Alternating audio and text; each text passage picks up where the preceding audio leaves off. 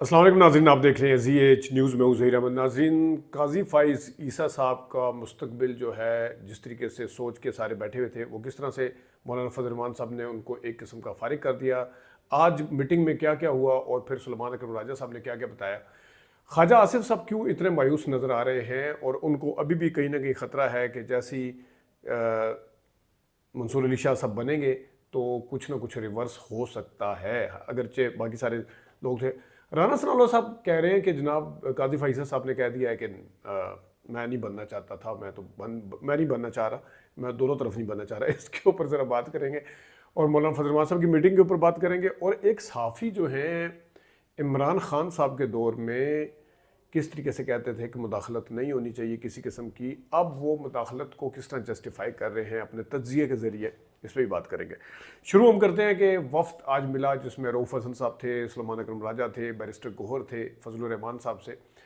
और फजल रहमान साहब से मिलने के बाद कामरान मुर्तज़ा साहब ने भी बात की है, लेकिन सुलेमान अकरम राजा साहब ने कहा है कि मौलाना फजल रहमान साहब ने कौम को बचा लिया है। और फिर उन्होंने कहा है कि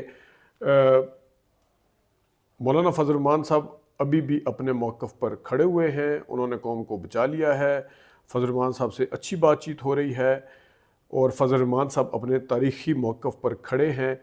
और ये तो था सुलेमान अकरम राजा साहब का, यानी कि वो बहुत ज़्यादा अमूमी तौर पे बाहर आके इस तरह की कोई टॉक, इतने बड़े बड़े स्वीपिंग स्टेटमेंट के कौम को बचा लिया है या वो अपने तारीख़ी मौक़िफ़ पे खड़े हुए हैं, इस तरह एक सेक्रेटरी जनरल पार्टी का सुलेमान अकरम राजा जो वकील भी हैं, उन्हें पता है कि उनके जुमले क्या हैं, तो इस तरह का कभी पहले नज़र नहीं आया। दूसरा, इसी किस्म के माहौल को बातचीत के दौरान जो हुआ वो इंडोर्स किया कामरान मुर्तज़ा जो कि सेनेटर हैं JUIF के। उन्होंने क्या इंडोर्स किया? उन्होंने कहा कि PTI वाले हमसे नाखुश नहीं गए और फिर हो सकता है कि आईनी तरमीम में हुकूमत के अपने लोग वोट ना दें। ये वैसे बाय द वे श्योरिटी करवाई है PTI ने उनको कि हमारे बंदे नहीं टूटेंगे। ये उन्होंने कहा है कि हमारे बंदे इंटैक्ट रहेंगे, लोटे नहीं बनेंगे, ये उन्होंने कहा। और फिर उन्होंने उनसे जब एक सवाल पूछा गया कि एक तजवीज़ ये भी आ रही है कि सुप्रीम कोर्ट में आईनी कोर्ट का बेंच बना दिया जाए, इसके ऊपर हमने कल भी बात की थी, मैंने आपको एक प्रोग्राम का हवाला दे के कहा था, तो उस वक्त भी उन्होंने यस और नो में जवाब नहीं दिया था, ना यस किया था ना नो किया था। उन्होंने कहा था फजल रहमान साहब बताएंगे। तो आज जब सवाल पूछा कि एक तजवीज़ आ रही है, तो जल्दी से निकला उनके मुंह से कामरान मुर्तज़ा साहब के कि हो सकता है ये तजवीज़ हम ही दे रहे हो। तो ये एक उन्होंने बात की है। अच्छा, अब मैं आता हूँ ज़रा काजी फ़ाइज़ साहब के ऊपर पहले आ जाते हैं, क्योंकि काजी फ़ाइज़ साहब की एक किस्म का आईनी तरमीम के हवाले से बात हो रही है। राना सनाउल्लाह साहब ने मंगल को कहा कि काजी फ़ाइज़ साहब ने कहा कि मैं ना तो मुद्दत में तोसी चाहता हूँ, ना मैं कोई आईनी ओहदा लेना चाहता हूँ, ये कॉन्स्टिट्यूशन कोर्ट वाला जो सरबराही वाला ओहदा है, इसके ऊपर उन्होंने कहा। तो जनाब काजी फ़ाइज़ साहब, अब इस वक्त जब राइटिंग ऑन द वॉल है कि मौलाना फजल रहमान साहब नहीं मान रहे, हुकूमत की परेशानी जो है वो बिल्कुल सामने नज़र आ रही है। अब आप जो मर्ज़ी कहते रहे कि मुझे आईनी ओहदा नहीं चाहिए और मुझे वो भी नहीं चाहिए, ये भी नहीं चाहिए, अब वो अंगूर खट्टे वाला हिसाब है, अब इसको अंगूर खट्टे समझा जाएगा।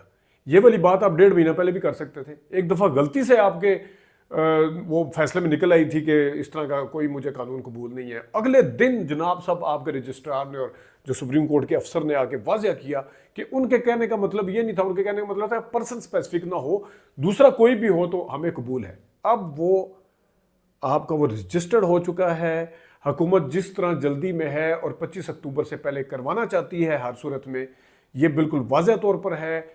नवाज शरीफ साहब ने फजल रहमान साहब को क्या कहा कि काजी साहब की हमें ज़रूरत है।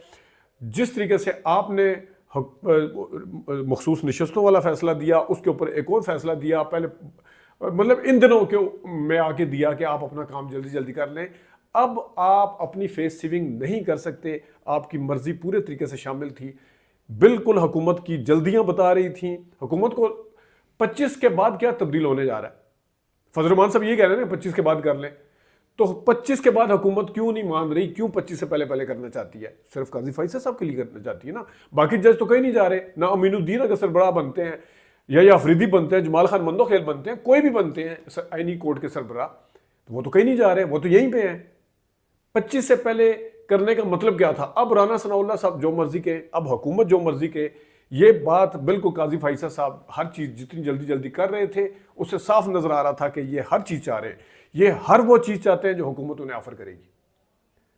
اس کے ثبوت واضح ہیں. اب آپ فیس سیونگ کے لیے جو مرضی کہتے ہیں انگور کھٹے والا صاحب ہے. اسی طرح کسی زمانے میں راحیل شریف صاحب نے بھی شاید کہا تھا کہ میں اپنی ٹائم پہ چلا جاؤں گا، بعد میں پتہ چلا کہ وہ مدت کے لیے کس نے ڈیسپریٹ ہوئے ہوئے تھے توسیع کے لیے. اب جو مرضی کہتے رہے. تو رانا ثناء اللہ صاحب جو مطلب پھر آپ کہہ دیں نا، اگر قاضی فیصل صاحب نے رانا ثناء اللہ صاحب کہہ دیا کہ مجھے کوئی عہد نہیں چاہیے، پھر آپ کو کیوں جلدی ہے؟ آپ پھر 25 سے پہلے کیوں کروانا چاہتے ہیں؟ اس کے پیچھے کون سا ایسا راز ہے جو اس کے پیچھے؟ اچھا اب میں آتا ہوں ذرا خواجہ آصف صاحب پہ بھی آتے ہیں، لیکن خواجہ آصف صاحب پہ آنے سے پہلے میں ذرا تھوڑا سا ایک صحافی جو ہیں اسٹیبلشمنٹ کے بہت نزدیک سمجھے جاتے ہیں، آج ایک پروگرام میں آئے ہوئے تھے اور جناب صاحب ایک دو باتیں میں نے بلاول صاحب پہ کر دی، بلکہ بلاول صاحب پہ ذرا اگلی ویڈیو میں بات کریں گے تھوڑی سی. جو صحافی آئے ہوئے تھے وہ عمران خان صاحب کے زمانے میں آئین کو بالکل وہ سمجھتے تھے کہ اسٹیبلشمنٹ کی مداخلت کسی قسم کی نہیں ہونی چاہیے اور اسٹیبلشمنٹ کو دور رہنا چاہیے، اسٹیبلشمنٹ کو بیچ میں نہیں آنا چاہیے. ان کا کیا کام ہے، پنجاب کے وزیر اعلیٰ کون ہے، ان کا کیا کام ہے کہ بی کا وزیر اعلیٰ کون ہے، ان کا کیا کام ہے کہ فلاں جگہ پہ کون لگا ہوا ہے، گورننس ہے وہ سیاسی معاملہ ہے، ان کا کیا کام ہے. یہ تھا اس صحافی کا موقف. آج کل اب خود ایک اتنے کوئی معروف چینل پہ نہیں ہے، لیکن ان کو سب سے معروف چینل والے لوگ لیتے ہیں، اسٹیبلشمنٹ کے قریب سمجھے جاتے ہیں. میں نے سارے انٹرو آپ کو دے دیے. اب میں آپ کو بتاتا ہوں کہ وہ اب کیا کہہ رہے ہیں. ان سے جب پوچھا گیا کہ حکومت کو خطرہ موجود ہے اس وقت اس نظام کو کہ اگر مطلب ہے منصور علی شاہ آ جاتے ہیں، انہوں نے کہا جی منصور علی شاہ ہوں یا منصور علی شاہ نہ ہوں، حکومت کہیں نہیں جا رہی. تو یہ گارنٹی دینے والا کون ہے جناب؟ یہ گارنٹی دینے والے وہی ہیں جس کے اوپر آپ پچھلی دفعہ کہتے تھے یہ کون ہوتے ہیں مداخلت کرنے والے. اب وہی اسی گارنٹیوں کو آپ اس طرح بڑا چڑھا کے اور پورے جوش اور ولولے کے ساتھ آگے بتا رہے ہوتے ہیں. اب آپ اپنا موقف چلیں، رپورٹر کا کام ہے رپورٹ کرنا کہ یہ چیز ہے، ٹھیک ہے، بہت اچھی بات ہے، لیکن آپ کا اپنا تجزیہ اب کہاں گیا؟ آپ کی اپنی جو رائے تھی وہ کدھر گئی؟ وہ کہاں پہ کھڑی ہوئی ہے؟ پھر دوسرے نمبر پہ انہوں نے اچھا جو کہتے تھے کہ گنڈا پور کوئی بڑی فیور نہیں لے سکیں گے، چھوٹی چھوٹی فیور کے اڈیالہ جیل میں مل لیں، فلانے کو مل لیں، لیکن گنڈا پور اسٹیبلشمنٹ سے کوئی بڑی فیور نہیں لے سکیں گے. یہ بھی کہہ رہے ہیں جناب. پھر وہ جو پچھلی دفعہ کہتے تھے کہ عثمان بزدار کا یہ ہے فلانا ہے جو بھی، اور کہہ رہے ہیں کہ گنڈا پور کو میسج کنوے کر دیا گیا کہ آپ کی گورننس کے ایشو ہیں، اور ان کو یہ بتایا گیا کہ آپ کے مقابلے میں پنجاب بہت اچھا ڈیلیور کر رہا ہے، یعنی مریم نواز شریف صاحبہ. ٹھیک ہے. تو جناب اب جن کی مداخلت کے اوپر آپ سوال اٹھاتے تھے وہ اب بالکل 1 2 3 کر رہے ہیں کہ آپ جناب اب یہ صبح آگے جا رہا ہے، اب یہ آگے جا رہا ہے. اب آپ کیا کہتے ہیں؟ میرا اس صحافی صاحب سے سوال ہے. اب وہ اپنی ڈومین میں مداخلت ہو رہی ہے، وہ اب آپ ایک طرف آپ رپورٹ کر رہے ہیں لیکن اپنا تجزیہ بھی تو بتا دیا کریں ساتھ ساتھ. پچھلی دفعہ آپ تجزیہ کار تھے، اس دفعہ آپ رپورٹر بن گئے ہیں. پچھلی دفعہ آپ کا کام تھا کہ تجزیہ کار کا کام ہوتا ہے، آپ کے پاس جسٹیفیکیشن تھی تجزیہ دینا. اس دفعہ جناب صاحب آپ نے پینترا بدل کے کہہ دیا رپورٹر کا کام تو رپورٹ کرنا ہوتا ہے. وہ جس طریقے سے پیچھے جو ہمیں اطلاعات ملتی ہے وہ آگے کنوے کرنا ہوتی ہے. اچھا آگے کیا کہتے ہیں کہ گنڈا پور جو ہے وہ یہی چھوٹی چھوٹی فیور لے رہے ہیں. عمران خان کو اس لحاظ سے دیکھ رہے ہیں کہ یہ عمران خان کو صرف آرمی چیف کے مخالف نہیں دیکھا جا رہا بلکہ پوری فوج کے مخالف دیکھا جا رہا ہے، یہ وہ کہہ رہے ہیں. اور یہ ساری چیزیں جو تھی یہ باتیں ہو رہی تھی. خواجہ آصف صاحب وزیر دفاع، ان سے جب پوچھا گیا کیا ابھی بھی خطرات موجود ہیں، انہوں نے بالکل کہا کہ اس طرح کا چیز ہے بیچ میں. دیکھیں یہ وہ اس بنیاد کے اوپر یہ بھی کچھ بھی ہو سکتا ہے، لا سکتے ہیں، مطلب اندر سے انہیں پتہ ہے کہ یہ کیا ہونے جا رہا ہے، پتہ ہے کہ خود فارم 47 کی حکومت ہے. سب سے زیادہ خطرہ ہی خواجہ آصف صاحب کو محسوس کیوں ہو رہا ہے؟ کیونکہ انہیں خود پتہ نا وہ خود کیسے ہیں. اور پھر انہوں نے کہا جی اب کیا کہا جا رہا ہے کہ آئینی کورٹ کی بجائے بینچ بنا لیا جائے. یہ کہہ رہے ہیں خواجہ آصف صاحب کہ ادھر سے تجویز آئی ہے کہ کہیں سے بھی آئینی کورٹ کی بجائے بینچ بنا لیے. انہوں نے کہا جی اقتدار کوئی بھی نہیں چھوڑنا چاہتا. اب انہوں نے ججز کے اوپر آ کے کہا ہے. پہلی بات تو یہ ہے کہ ججز کا سپریم کورٹ کا ایک سٹرکچر ہے، اس کے اندر تبدیلی آپ لوگ لے کے آ رہے ہیں ان کا اقتدار کا معاملہ نہیں ہے، ان کا ایک پرانا سٹرکچر بنا ہوا ہے، اس کے اوپر وکلا، بار کونسلز، ان کو کافی سارے خدشات ہیں، تحفظات ہیں. لیکن یہ جو تجویز لے کے آئی جا رہی ہے، یہ تو یا تو فضل الرحمان صاحب لے کے آ رہے ہیں سیاسی طور پہ، یا کوئی پارٹی لے کے آ رہی ہے.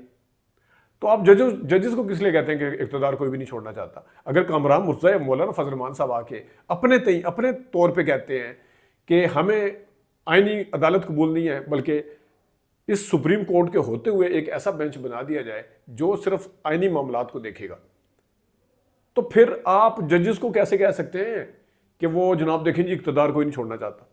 ہر چیز کو اپنے سیاستدانوں کی سوچ کے ساتھ نہ ملایا کریں.